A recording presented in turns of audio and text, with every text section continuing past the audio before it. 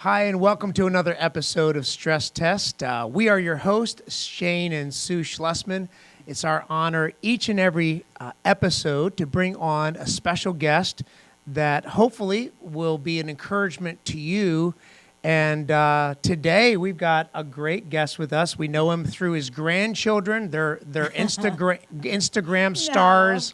We know him through an amazing family. Yeah. Pastor Dave Stone, thank you so much for being with us. Hey, it is an honor to be with you all. I've really looked forward to this, and thank you all for having me. It's good to see you. I haven't seen you in a few years, so it's good to see your faces. Yeah, we saw Yeah, you at we a wedding, your son's Sam's wedding. Yeah, the one time. That was pretty cool. And Yeah, really exciting. but Pastor Dave has an amazing, has pastored an amazing church. He was on staff there for many years. 3 decades of ministry in one place is remarkable. But then also, Pastor Dave travels all over the country and sharing with other pastors, ministering to them, encouraging leaders. So I'm so grateful to have him on with us. And we're going to get into some pretty cool topics today. One is a movie, Ordinary Angels, which is incredible. Also, we're going to talk about some stress like we always do on this podcast. But before we do that, we'd love for Dave, for you to take a moment, would you, and just share a little bit about Dave Stone. Tell us a little bit about yourself. Oh, sure. Thank you. Well, I come from a ministry home. My dad was a pastor, and so it was just my brother and myself, and we both went into ministry, and we were attracted into ministry because we saw the same man at home as he was in the pulpit. And that caused us to lean in a little bit more. We had godly parents, raised in a Christian home. And I've been in ministry since I guess I was 20 years old in youth ministry, student ministry to start out. Always a love for preaching, but student ministry for a number of years. And then I worked at a Bible college and did recruitment and spoke for a lot of youth conventions, teen conventions. That's a great way to cut your teeth, because if you can hold a middle schooler's attention, That's right. it's not too tough when you're in front of adults, Absolutely. So that was a good experience, and then I actually was hired by Southeast when I was 27 years old, and there really weren't teaching teams at that time, and Southeast Christian Church in Louisville, Kentucky. Bob Russell took a chance on me and said, "I'd like you to share the preaching with me," even though I'd never had a preaching ministry and a lot of experience at it. And the church was running around 3,000 at the time, and it was kind of he felt like it'd be unhealthy if it was all wrapped around one person in the preaching, which, very different from the way a lot of people look at ministry. They see growth and they say, "Oh, this thing's growing because of me. I need to be up front more." And his healthy attitude was, "This thing is dangerous. I need to be up front less." Yeah, Wow. And yeah. so a pretty mature view of things. And so I worked on staff preaching with him for 17 years. And then he passed things off to me when he was 62, and I was 44. And I led the church then for another 13 and a half years. And then I had been grooming my predecessor, or my successor, I should say, and Kyle Eidelman. And he had been on staff for around 13 years at the time. And so he was ready for action.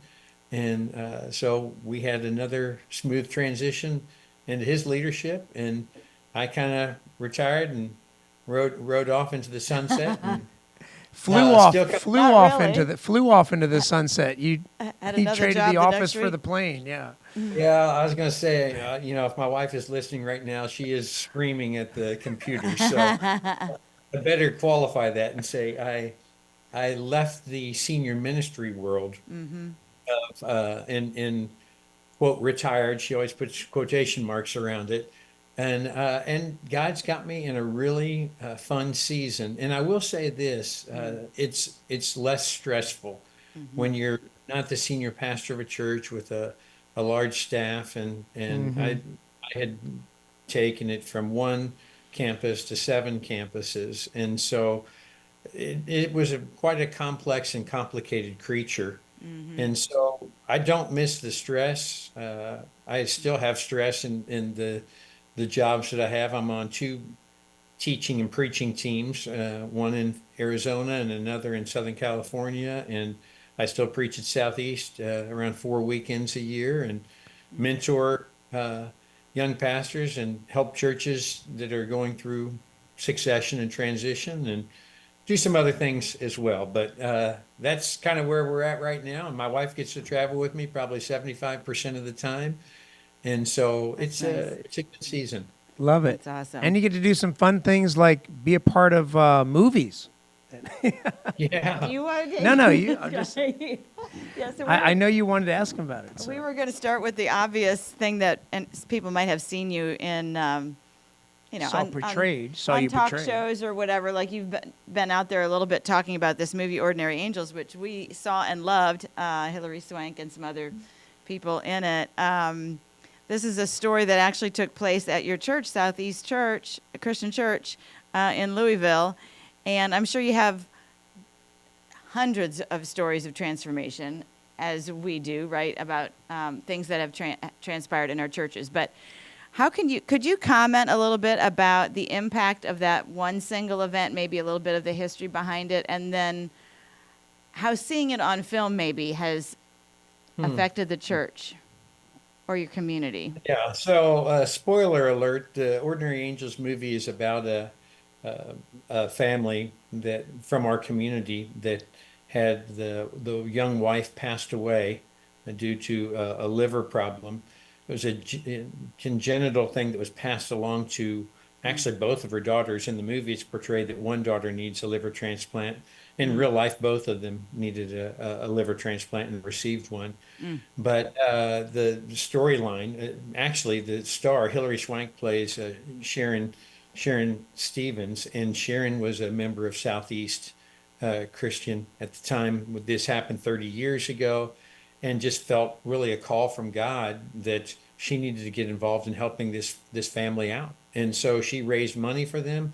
Their medical bills were astronomical on top of the funeral bills and the loss of the mother a year and a half prior to this. And so she just took it on herself. And Shane and Sue, I like to point out that she had never met this family. She was total strangers.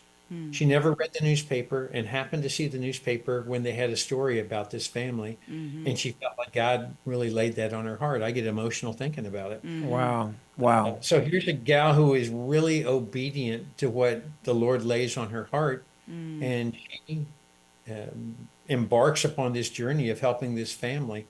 It all culminates with the fact that, and I don't mind saying this since it's only got another week in theaters, and I think then it will be just totally on demand and in some other venues. But what happens is the transplant finally becomes available when her life is fading away. The little girl Michelle's life is fading away, but it's on the day of the worst blizzard in Kentucky history.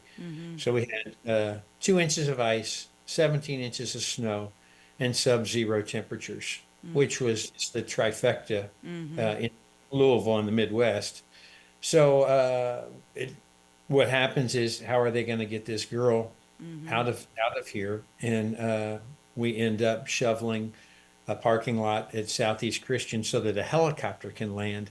A helicopter takes her then to an airfield that has one runway that's cleared off, and she makes it from there to Omaha, Nebraska in time, because you have basically a 6-hour window to be prepped and ready for surgery. So it's quite a story, and it's true. In fact, it's so amazing that they had to actually back it down in different ways, because it felt like it would be too unrealistic and people would think it was just Hollywood. Yeah. Yeah. But Brad Pitt does not play me.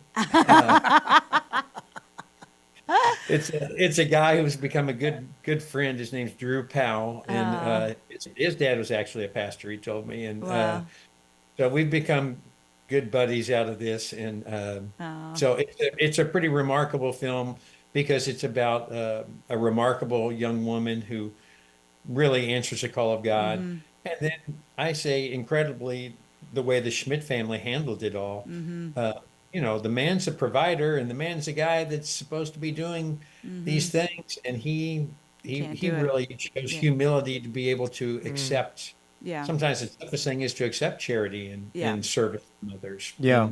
What struck me And when I was watching it was the stress that the family was under Yeah. and Huge. her willingness to step into that stress. I think a lot of times when people are going through something overpowering, you might want to throw some money their way, but you don't want to stay in the trenches with them for Yeah. 6 months or a year and carry the load. And that was remarkable to me. And I think that's something that we're,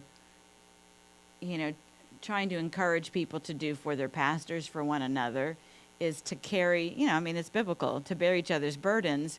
But it sounds nice on paper, but in reality, that is an enormous sacrifice. Mm.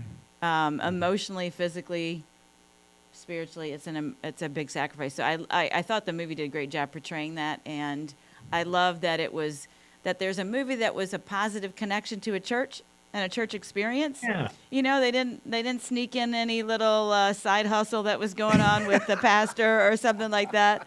It was just it was positive without being cheesy, and it was authentic. Like, I'm sure they had to Yeah. leave a lot of good stuff out, but it just felt authentically God honoring, and I loved it.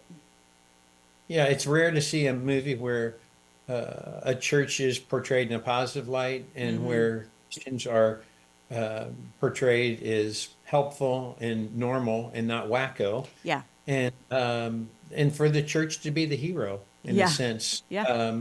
in a small way. Mm-hmm. Sharon's the hero of it, but just the fact that they put the spotlight Mm-hmm. on the church, and hopefully it will move people in a direction who are Mm-hmm. far from God to say, "Oh, wow, this is a true story, and some good things can happen in church world." I bet your church is really excited about this. Yeah, yeah, we had an advanced screening, and Uh-huh. Yeah. it was pretty special, and it's been pretty special for the city because as one of my friends that's a TV news anchor man, he says it's the greatest feel-good story in the city of Louisville in the past 3 decades. Wow. Wow. And Wow. it really is Yeah. one where people outside the church, people within the Yeah. community, all felt ownership over this little girl and this family Yeah. because they watched it unfold. And Mm-hmm. back 30 years, we didn't have a lot of TV stations. And so everyone in a blizzard is glued to their TV. Right. And, and two stations made it there before the helicopter left and Mm-hmm. chronicled it. And so we have footage Mm-hmm. from that day, and everybody remembers, the Mm-hmm. snow baby is what Mm-hmm. people refer Yeah. to Yeah. it. Wow. I think that's a really great picture. I'm glad you talked about the stress of the family because I know as we talk to a lot of pastors and ministry leaders on this podcast, and you're no different, who've led from multiple positions in a church. And we know that the stress of pastoring is literally killing pastors and making them quit. 42% think daily about quitting. And people don't always know that they're walking. There's no news articles about that someone like a Sharon steps into and comes alongside your family. But can you share a little bit about, would you mind just being open with us and sharing with some other pastors who are listening some of the stressful seasons that you walk through in whether it be the 3 decades of leading at Southeastern or Southeast, sorry. I keep putting that on there, don't I? I want to No, make no, you're fine. Yeah, so Fine. Southeast Christian Church is an amazing church. We got to be there with you during that transition when you were transitioning from lead pastor over to Kyle. And it's an amazing church, but lots of great memories, but also lots of stressful seasons. Would you mind sharing a few of those seasons and what that was like? Oh, yeah. Well, in 30 years, a lot of stressful seasons. And as your listeners well know, a lot of it is just going along your own life with newly married, first starting to have children, wanting to be available for the church because you're kind of on that spectrum of trying to climb up the ladder of success, even within church world. You have this desire to want to be successful. And one of my first stops along the way is my struggles with workaholism. And I apologize if I get emotional. I'm talking about this, but yeah, I wasn't planning on doing it. But the when I had two daughters and our son wasn't born yet, I was in a really bad season of saying yes to most everything. And I felt like it was healthy for me, it was healthy for the church, it was good for the family. So I was taking speaking engagements and not saying no to very many of them. And I was working 60 to 70-hour weeks. And my family was getting the leftovers. And it was Father's Day.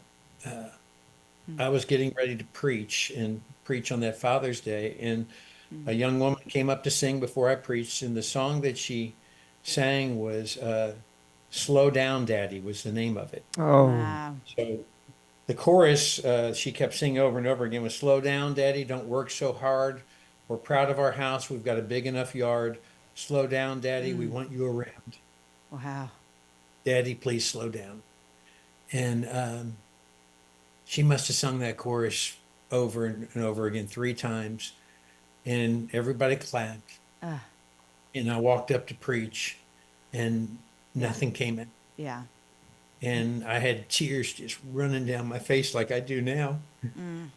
And and it was, I looked over at the worship leader, and he grabbed a microphone, and he came back out and said, "Hey, let's sing a song and give Dave a minute here." And and that's what happened. I later found out that our children's ministry director was in that hour, and her young boy said, "Mommy, why is Pastor Dave crying?" And she said, "Well, when the Holy Spirit convicts you of sin, sometimes you cry." And it is the best. Wow. well, she's no longer on our staff. Yeah. Wow. But Yeah. she was exactly right. And when the Holy Spirit convicts you of sin, sometimes you do cry. Mm-hmm. But the good part of that story is it was an incredible wake-up call to me. Mm-hmm. It was it was a turning point in my ministry. Mm-hmm.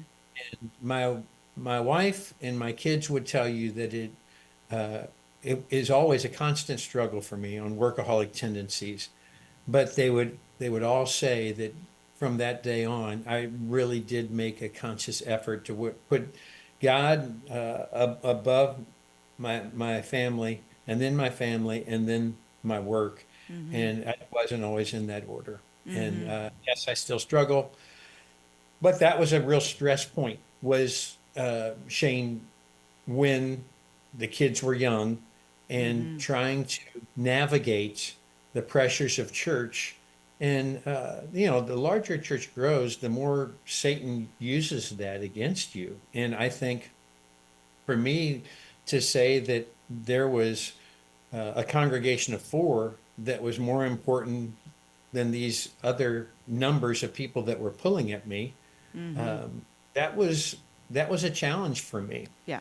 And I finally had to get to the point where it's like, hey, if I'm not pouring into my family and ministering to my wife and my kids, then I'm not going to have much credibility in leading this flock.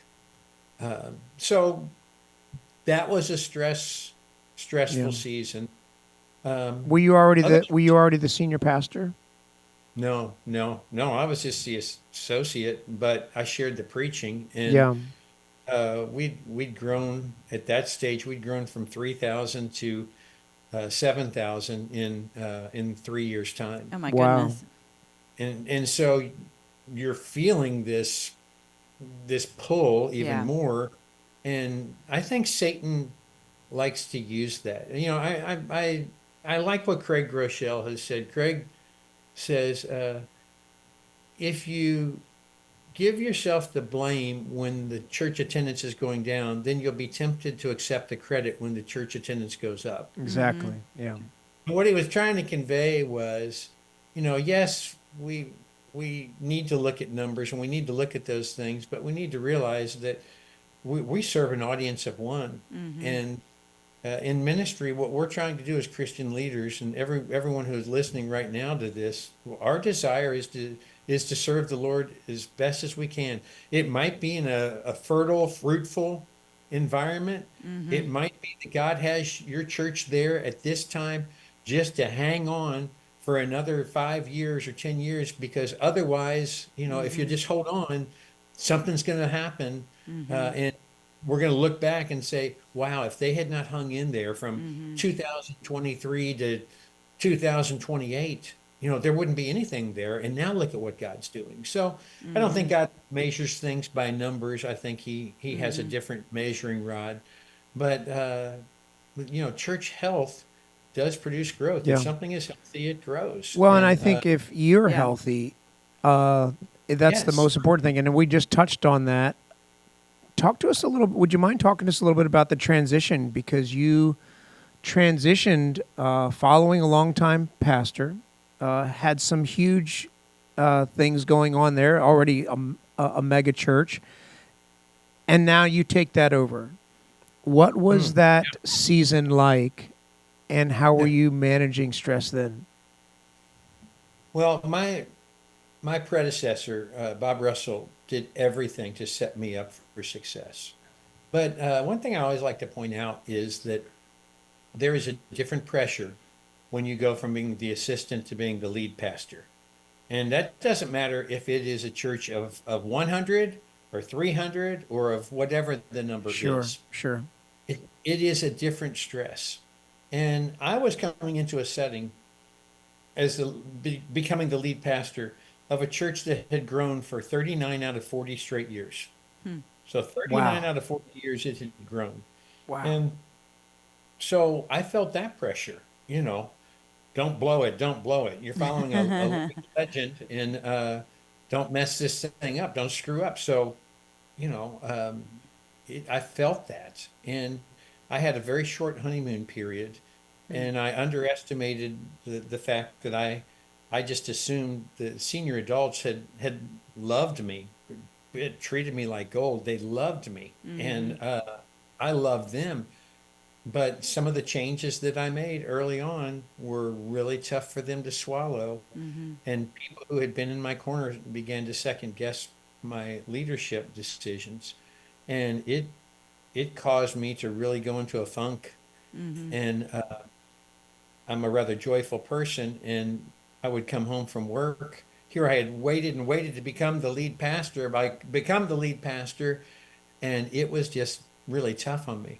Kyle Eidelman was working with me at the time, and I told Kyle and I told my wife Beth, I said, I think I'm gonna fill an aquarium with 500 marbles, and each day that I come in the office, I'm gonna take one marble out. And in a year and a half, when I've lost my marbles, so to speak, Yeah, uh, I'm just that's gonna the time. quietly resign and go do something else. I thought maybe I'm just a buffer person. Maybe I was the person that was just supposed to be after this legend and be that in-betweener. Um, and I think what I really wrestled with was the fact that I allowed the stress to cause me to lead out of fear rather than out of faith. And that's it in a nutshell, is that I began to second guess decisions because there were ones that God had led me to, but I questioned them because they weren't always met with acceptance by others. Yeah. And so the fear was driving me rather than my faith driving me. And the other thing was, I found myself, I don't talk about this much, but it's a large campus, and the sanctuary seats 9,000 people, and 1 million square feet under roof. And I found myself, this church that I have loved for all these years, for all these decades, driving past it on the interstate and getting sick at my stomach Yeah. Yeah. and not looking over at the church. Yeah. And I know there are people who are listening right now who can relate to that because I've always felt like in every ministry I'm in over my head and I'm inadequate for the task. And the more I look back at that, I wish I would have had more confidence in the Lord uh, rather than trying to, I feel like, operate in the flesh. And that transition from associate to senior pastor was tough because in my mind there had been someone on the org chart that was higher, and so I slept well at night because I felt like, oh, that's the lead pastor, senior pastor's job is to worry about that. And Right. now all of a sudden it was me, Right. and I'm in that box on the org chart, and it took a year of the Lord working on my heart and a wife being faithful support and Kyle being a great support and an executive team, leadership team, and elders, all of those people having my back and supporting me. It took all of them and the Lord teaching me that there's another box on the org chart that is higher than the lead pastor. And that's the guy who bought the church with his own blood. And I had to come to grips with the fact that I had it all wrong when it came to an org chart. And that we all serve an audience of one. And if I'm walking in step with the Spirit, then even tough decisions will be right decisions, and time will prove them out. And, you know, large church, more encouragement, but also a lot more criticism. And I had to learn for my skin to get tougher and thicker, Yeah. and yet for my heart not to get thicker. Uh, Yeah. That's Yeah, that good. is the trick. Do you think that the um, fear and performance and success, right, are intertwined? And so I love the fact that you followed someone who was humble, right? yeah, So there's not maybe an organization that is intentionally success driven, but we are all wired that way because we're human, and so there's always that struggle to perform, yeah, and then my performance and identity, it all gets wrapped up together, right? Um, would you say that um, because you figured this out, because you figured out how to separate who you are from success and what you did, that also set you up, curated you maybe to provide a healthy transition for Kyle coming after you, and a healthy second phase for you, right? Because if my success at church revolves around me, then if I'm no longer in that position, I got a massive identity crisis going on, and I can't support Kyle, or I can't step away when I need to, or I can't step in when I need to. How does all of that fit together? yeah. Where I can't be the cheerleader that he Right. really needs in those next few years. Um, yeah, all of that plays in. I would just want to come back because Sue, your question is great. I just want Is to it a be, question? I Yeah. want to, I want to be as honest and as transparent as I can. I don't want you to think that all of a sudden I got a handle No, right. on that because of that epiphany experience that there's someone higher at the org chart.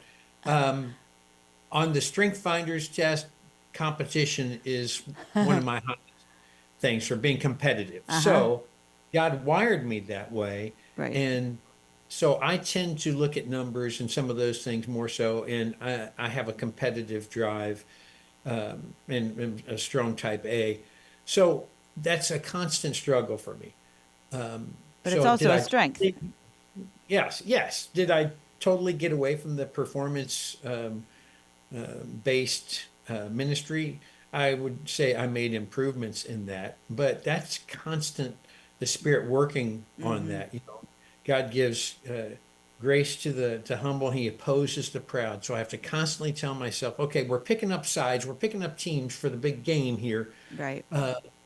Do I want to be on God's side or do I want to be playing against Him? Right. And if humility is one way that I can be on His team and not facing off against him, then I have to choose that, even though it goes against, maybe what my prideful nature or sinful nature wants.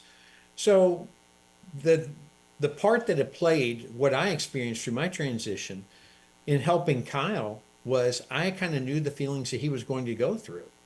And then on top of that, 9 months when I handed things off to him is when COVID struck. Yeah. Right. And so you talk about us becoming prayer warriors for him. My wife and I, we'd Mm-hmm. already been praying for him daily, but now Mm-hmm. it's a whole new church world. Mm-hmm. And so, fortunately, I think Kyle was healthier and more mature when he took the lead than I was when I took the lead. And I can see that looking back because of some of the struggles that I had, I think were from being a people pleaser and wrestling with that fact. But you know, constantly, if you're in a transition period, so much of it comes back to pride and humility. And so Mm-hmm. you have to be in a successful transition. You have to constantly be talking about the good things that this person brings to the table. And there are times when you might feel like, oh gosh, this is awkward for me, or Mm-hmm. this um, he's getting more attention, or there's something that's happening in a bigger way in his life. Well, I just chose to embrace and celebrate those things. Mm-hmm. And it was easier for me to do that because I had had a predecessor who did that with me. Mm-hmm. I can remember when, in his last sermon before I took over, he spent 5 minutes um, convincing people of why I was the right choice and saying things. And I mean, he didn't have to do those things, but he was setting me up for success. And I mean, and I'm like, hey, I hope my wife's listening to this because I sound pretty. I sound Sound pretty pretty good right good. now. Yeah. Hey, baby, come to another hour. Let's listen to that one again. Uh, but the value of that, I remember one time when Bob had been gone for a few years, and I started talking about some of the things, and I just will drop in quotes of his consistently. And I had a guy who was a president of a Fortune 500 company call me and say, "Do you have any idea what that does for your leadership when you say those things?" And I was oblivious. I said, I'm sorry, I don't understand what you're saying.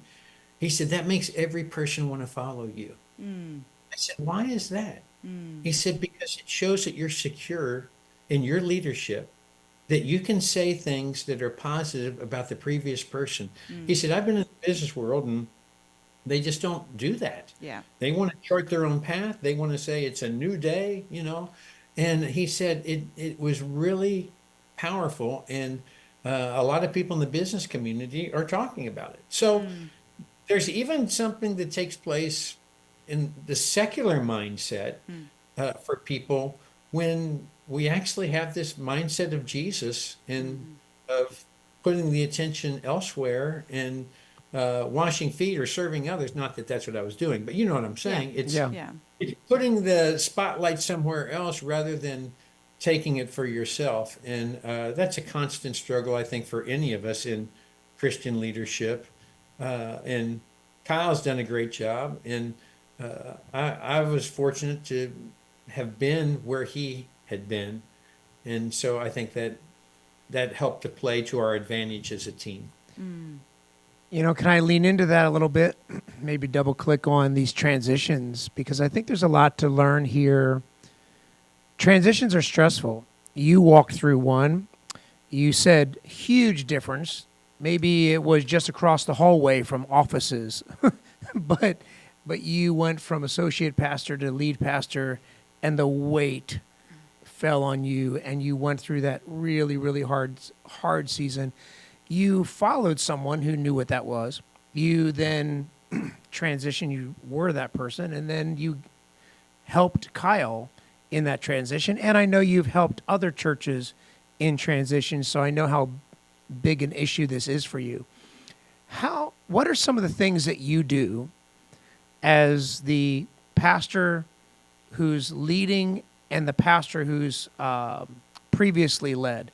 What does you as a previous pastor, and how do you coach others to say, hey, when these stressful times, like for instance, changes, every pastor is going to make changes because you can't lead outside of who you are.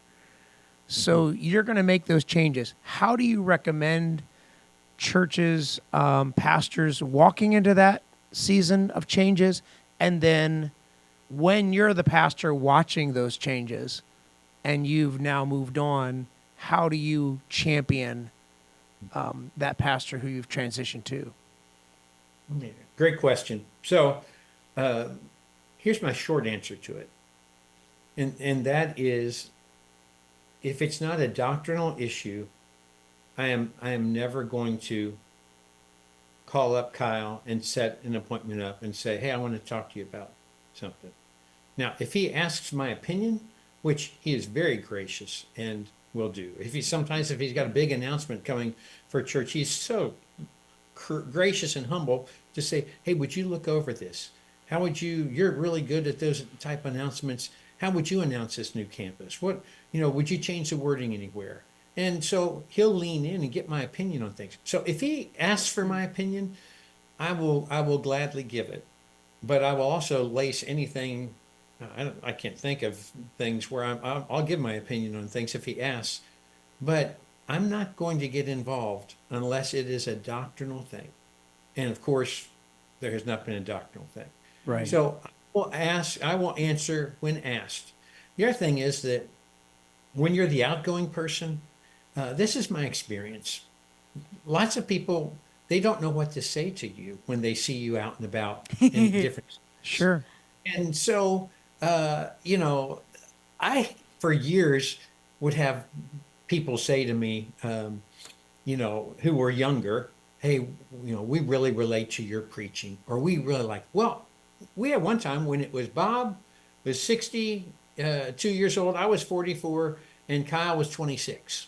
Okay. So we had this stair step of transitional leadership taking place, of generational leadership.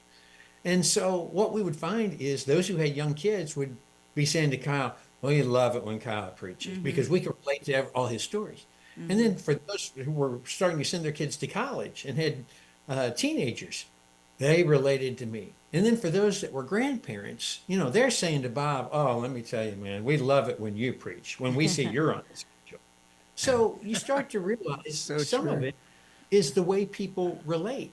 So don't get your feelings hurt over that. Yeah. And I'll be at the post office, or I'll be at a bank someplace, or out somewhere at a ball game, and people come up and say, hey, and then the next time, hey, we really miss you. Yeah. Miss you. Or people would say this, it's not the same without you there. My first response is, oh, Kyle's knocking out of the park. I love it. I thought, oh yeah. Well, he is. But and some of it is they just can't handle change. Yeah. Others of it is that there's 20 years age difference, and I was closer in age to them. The people that I lost when I became senior pastor at 44 were all the people that were 55 or older that felt more of a connection to the previous person, and I had to kind of win them back over. And some people don't want to be won back. And the greatest thing that could happen to our church is for them to leave, and they did. Right. And we would not have grown to the numbers that we grew to if we had not backed up 1,500 when I became the senior pastor. Right. And losing 1,500 people in 2 years was the healthiest thing for our church that allowed us to say, okay, who's with me? And I watched what God did in the next 10 years after that. And the exponential growth can only be explained because we had people who had bought into the leadership vision. But the last thing I'll say with that, with the outgoing is people will come to you with their complaints and use you as a sounding board. And if you're the outgoing pastor, you can't give that listen, hey, if you got an issue, you need to talk to one of the elders now, or you need to talk to the pastor, or if it's something I can talk them off the ledge on because it's so ridiculous, just, Right. you know what? I totally agree. If I totally agree with it, I'll say it. You know, I'll say I am 100% behind that. I think that was a great decision. That was a wise decision, and here's why. But if you give the slightest crack, Mm-hmm. say one of these, roll your eyes. Yeah, I'm not crazy about that either, you know? The slightest bit, all of a sudden that gets conveyed to other people. Mm-hmm. Yeah, I was talking to Dave the other day, and whew, yeah, I can tell he doesn't like it. Did he say that? Oh, he didn't have to say it. Really? And they'll put their own spin on Sure. things. So that's why Yep. you have to take that high road all the way through. And in my case, it's an easy one to do because of the guy who's following me. Do you have any advice for pastors who do not have that experience? They do not have a Dave Stone in their corner? Because Well, we talk to a lot of people that are in that position, and it's hard. The advice is hard to give. yeah, yeah. And um, it's much more difficult. And that's when you have to look back and go back to that audience of one again, Mm-hmm. because God's got you there for a reason and for a purpose. And in time, you will outlast your critics. It's Mm-hmm. no fun in the process. It's no fun watching longtime people leave. You know, it's Mm-hmm. especially not fun for those of us who struggle with those people pleaser tendencies. But at the end of the day, if you felt a calling to go there and God laid that on your heart, you know, then you're faithful to that. And until he releases you from that, you stay there and you pour in as much as you possibly can. You know, someone said a career is what you're paid for, a calling is what you're made for. That's good. What were you made for? Did God make a mistake when he called you to this church? Did God not see this coming?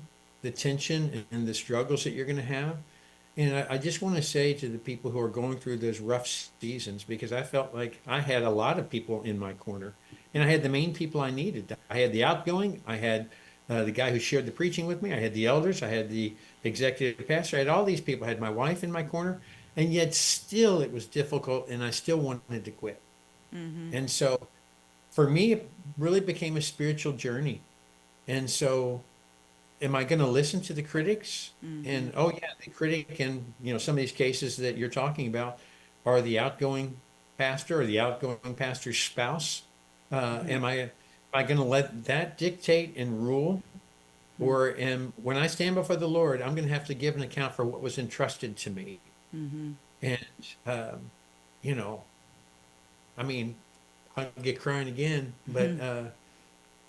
we we started multi-sites was what I started when I became the lead pastor, and we went from 1 to 7 campuses. Now I think Southeast has 12 campuses, and this will be a mind-boggling number for you, but at Easter this year we had 1,003 baptisms.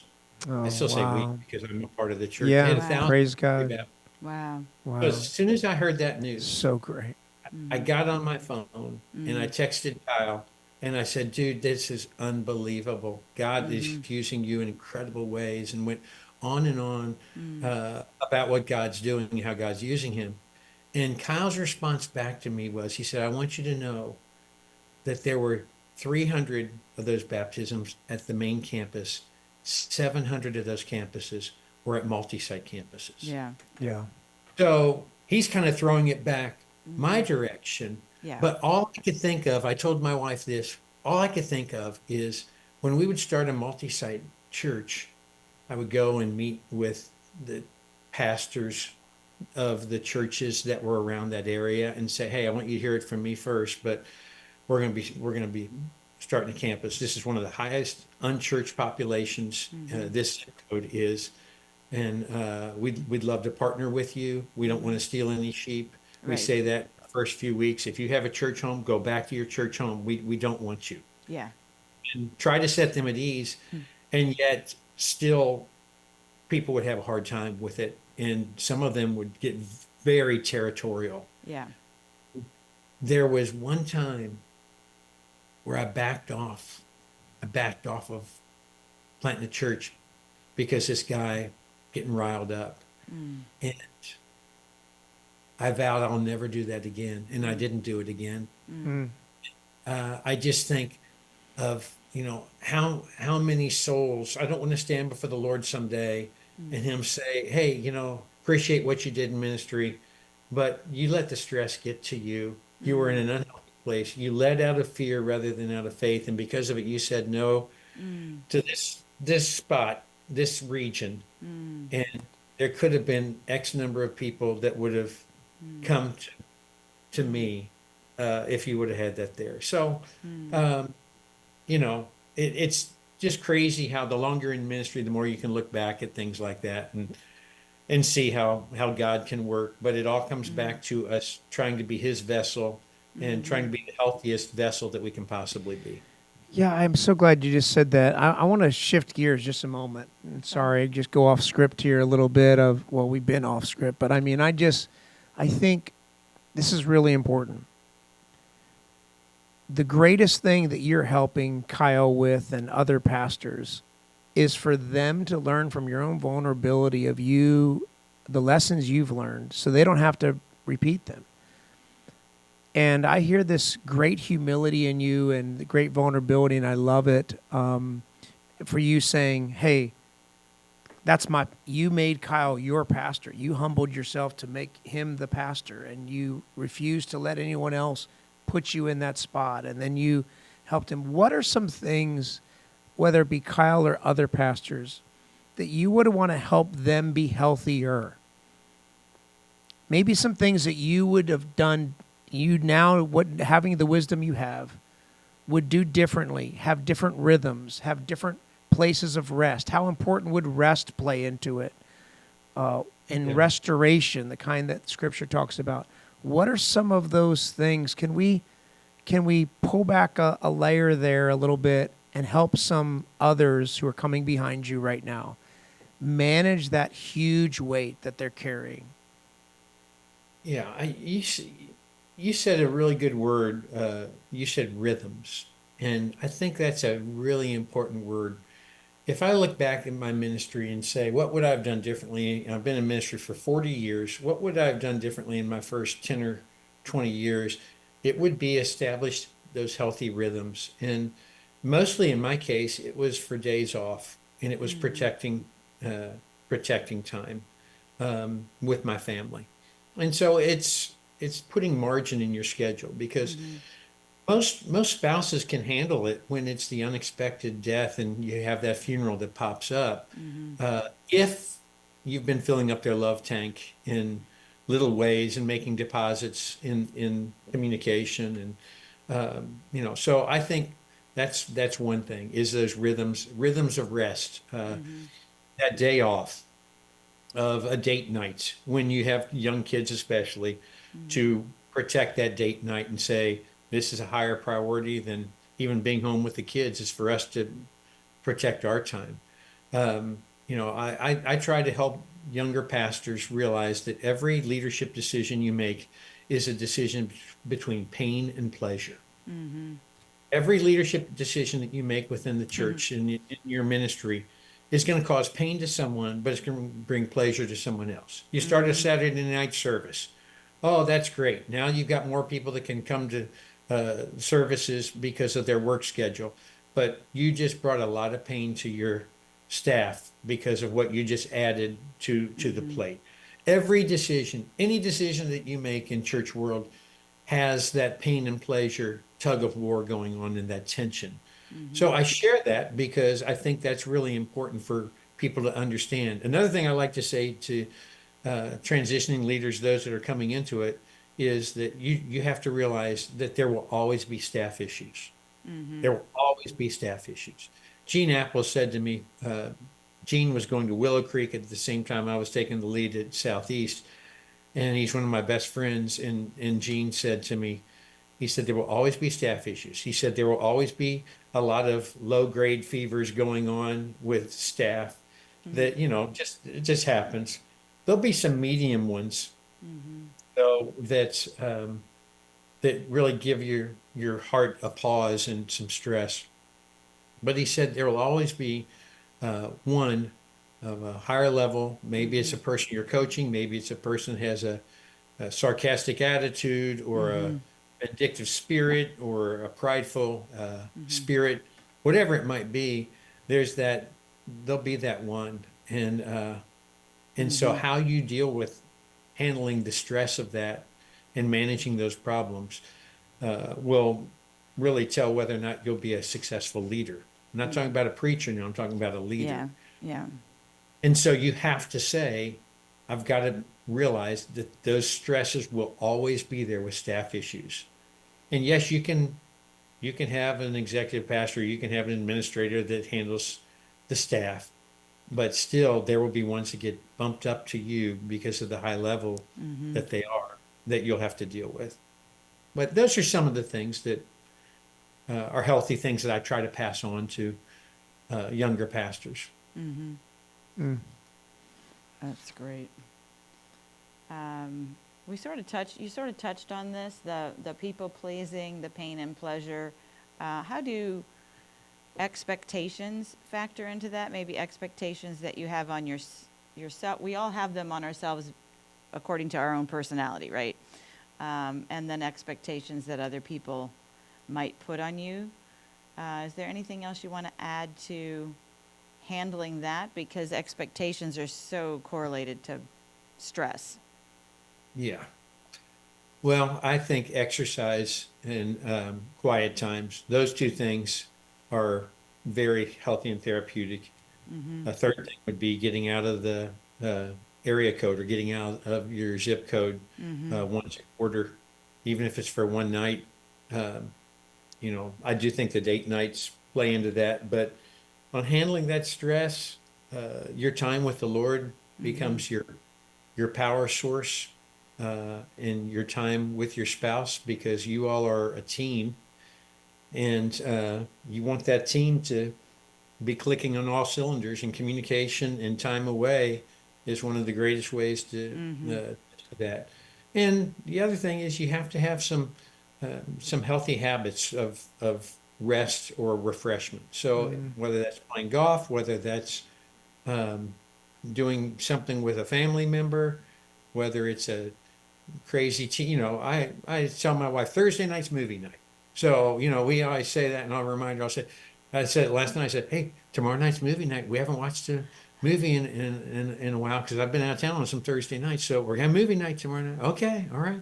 And we just kind of veg out on the couch. And so you look for these little habits and traditions that might seem really hokey, but one of the healthiest ones that I say, uh, as far as in ministry, is praying each night together. And so we close each night out by praying together. And I know I'm kind of rambling, and I know we've gone long, but let me tell you one last thing Great. that we've done that's helped our marriage. We have prayed together every night of our marriage, and we've tried to do that. But we started something back, I guess it was almost 2 years ago. We were kind of out of sync, and we weren't on, how your marriages go in and out, in and out. And we were on a low point in it, and we were out for a walk, and I was just wanting to walk, and it ended up being a deep conversation. I'm like, Surprise. I know where this is going. But she didn't feel valued, and she felt like I was more into where I was preaching, what I was preaching, and my preparation for that than I was taking an interest in her. And so we talked about that. And so I said, this one might sound crazy and hokey, but what if after we pray each night, we say something about the other person that we appreciate about them from that day? Yeah. And so we've done it for 2 years. I think we've missed two nights um, in 2 years. But we close out by saying, I love it. so last night, what I said to her was we had Bible study at our house with these young couples. And I said, I appreciated the fact that 6 years ago, you were talking to this young gal who you'd never met, and you invited she and her husband to be a part of our Bible study. And I said, look at what that's done in their marriage. Because the gal got emotional, saying it was 6 years ago, Beth, you were at some conference at church. And I came up to you because I felt like I needed to meet the pastor's wife because I'd always known the pastor's wife. She said, I was scared to death. And you talked to me, and then you invited me to come to your house. And I couldn't believe that you would invite me to come to your house. So I just said to Beth, I said, I appreciate the fact 6 years ago you saw someone and you saw them for what they needed and you invited them to come to our house. And, she'd been there every other Wednesday for 6 years. So she and her husband. And then she said something that she appreciated that I had done. And that's how we close our day out. Wow. And you find yourself during the day Excited for that. saying, "Oh, Yeah. I'm going to file that away. I'm going to say, I appreciate when you did this." She brought me a smoothie Yeah. down to the basement of my office 2 days ago. And I said, when you brought that smoothie down to me, I heard that blender going upstairs. I got excited. It turned me on, baby. But I heard that blender and I thought, oh, I wonder if it's for me or for her. I wonder if it's for me or for her. About 5 minutes later, I heard footsteps coming down. I'm like, oh, please. And she came and she sat it down. And in my mind, I thought, I'm going to tell her about this That's smoothie so at about great. 11:30 tonight, That's So great. I love Yeah. it. What a great, great habit and rhythm to have. Dave, thank you. Thank you so much for sharing good. so much good stuff. Hey, I know folks can go see the movie still or on demand, Ordinary Angels, but tell us, those who are watching, how they could find Dave Stone, how they can follow what you're doing next. Yeah, I'm on the teaching team at a church in Phoenix. It's called CCV, and they can watch my past sermons, my present sermons at ccv.church. I'm at One and All Church, another church, One and All, out in California, and I'm going to be there 6 times this year. And then I'm at Southeast 3 or 4 times a year, and all 3 of those churches, their websites, people could listen. You just YouTube, you can listen to sermons on YouTube as well. There's a lot of good people out there to listen to, so spread the wealth and listen to a lot of good folks. And what a great podcast you guys have. I love the fact that you all care about the heartbeat of Christian leaders. So thank you, Shane and Sue, for all that you all are doing to make a difference in the lives of Christian leaders and in my life as well. Thank you so much, Yeah, Dave. It's our that's pleasure. Humbling This to was- have you say that and have you on here. Yeah. We Real treat. we end our podcast in a really fun way. We end with a prayer, and we ask those of you who are listening while you're driving, you need to stop or just say a quick prayer for Dave Stone as you're driving, as you're listening, or if you're watching this right now, wherever you're at. Let's take a moment and pray over Dave. God, thank you for your servant, Dave Stone. Thank you, Lord, for the way you've moved in him for so many decades of ministry and 38 years of marriage and 3 amazing children and grandchildren now. And Lord, the legacy that he is building for you, not himself. Thank you, Lord, that you've remained at the top of Dave's org chart all these years. And Lord, I thank you for the example that he is to so many of us as pastors. So Lord, bless him and bless his ministry in Jesus' name. Amen. Amen. Thank you so much. So much, Dave. Yeah, Tell thank you for Beth being with hello us. from us. I will, and thank you for those prayers, and for all of you listening, thank you for praying. I really appreciate that. Man, all of our guests are great, and we always hear different experiences and stories, but I loved hearing just a seasoned leader be so vulnerable with us. Thank you, Dave Stone, for letting us in. I know you got tons of notes. What were some takeaways for you? I love that he talked about fear-based leadership, people-pleasing. His statement, a career is what you're paid for, a calling is what you're made Yeah, for. so good. I think that's the answer to the people-pleasing problem, is to keep your eye on how did God build you and what did he build you to do. Yeah, that's good. And that concept also affects this other sentence I wrote down: every leadership decision creates pain and pleasure. So if I'm steadfast in my calling and how God designed me and made me to work and what he made me to do, I will be okay with the fact that the leadership decisions I have to make to fulfill my calling and to move forward in God's calling are, some That's people good. are going to find that painful, Yeah. and some people are going to be cheerleaders. And I'm going to experience both. I'm going to experience pain and pleasure also. That's a healthy tension, and it really leads into what that the most impactful thing to me was that beautiful story he just shared of how it doesn't sound beautiful. It is hard, a season that he was walking through, of even driving by his own church and just feeling like a sickness, a stress. That was the weight coming on him, because that org chart he talked about, oh my gosh. When he said, you sit at the top of the org chart, you feel all the weight. So much so, you might be experiencing it as well right now. Drive past your church, or drive in your church, and you feel the weight come on you. Man, I need to re-examine that myself, and maybe all of us do. Who's at the top of our org chart? And remember, let Jesus be at the top, and don't carry weight you were never meant to or made to carry. We have a resource here for you that we would love you to have. We just launched this book, Death by Pastoring.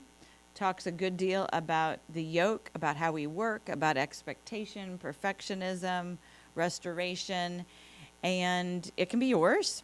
Deathbypastoring.com is where you get the hard copy.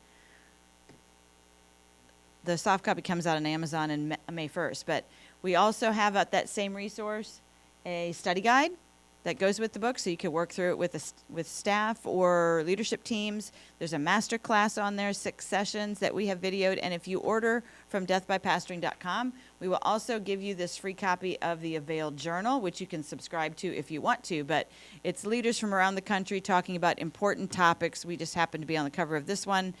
And we would like to gift you that if you order the book.